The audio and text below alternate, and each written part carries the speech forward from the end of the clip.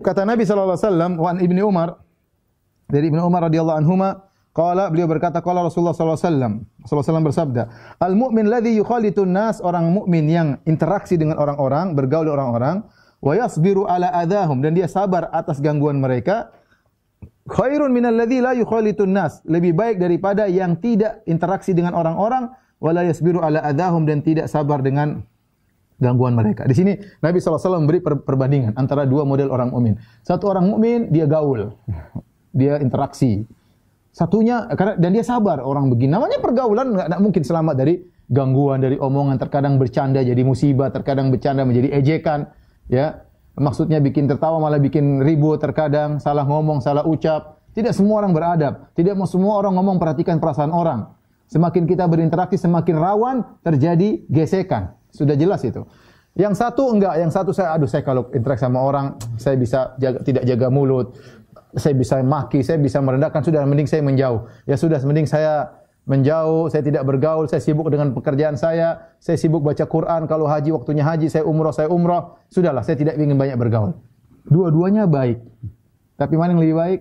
Yang lebih baik yang ini. Yang bersabar dengan gangguan orang, ya. Kalau semua orang tidak sabar, tidak ada yang berdakwah. Bagaimana saya mau berdakwah? Kalau berdakwah, terjun di masyarakat harus bersabar. Ya, sabar dengan omongan orang. Sabar dengan omongan murid-murid. Terkadang yang bersabar bukan cuma ustadznya, istrinya pun harus bersabar. Ya, karena menjadi pusat perhatian, ya. Jadi pusat perhatian, ya. Jadi dan itu maksud saya terkadang keluarga kita merasakan, ya. Pernah istri saya ditanya sama orang, "Umu, apa hukumnya ini?" Kata istri saya, "Sebentar, nanti saya tanya suami dulu." Terus dia bilang, "Masa Umu nggak tahu?" Subhanallah. Jadi itu kan menyakitkan hati, ya. Ya, masalah agama bukan sembarang orang bisa ngomong. Istri ustaz belum tentu bisa ngomong masalah agama. Ya, itu contoh kecil, maksudnya banyak contoh sederhana saja saya bilang. Jadi terkadang yang sabar bukan cuma ustaznya, terkadang istri harus bersabar, terkadang anak harus bersabar. Namanya kita interaksi pasti ada masalah. Tapi ada maslahat yang besar. Kalau kita bersabar dapat pahala, ya.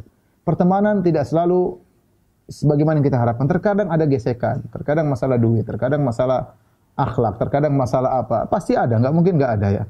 Ya, tapi disitulah kita terlatih untuk bisa kita ini berteman karena Allah atau berteman karena syahwat, karena ingin ketawa ketiwi saja. Ya, maka kita harus membenahi diri. Taib, jadi kecuali seorang, ya, kata para ulama, mana yang lebih baik antara yang pertama dan kedua? Secara umum yang pertama lebih baik, yang bisa berinteraksi dan dia bersabar itu lebih baik.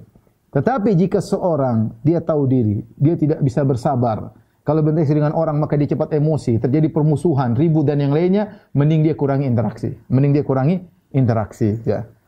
Yang paling bagus sifat tengah-tengah, kita berinteraksi secukupnya.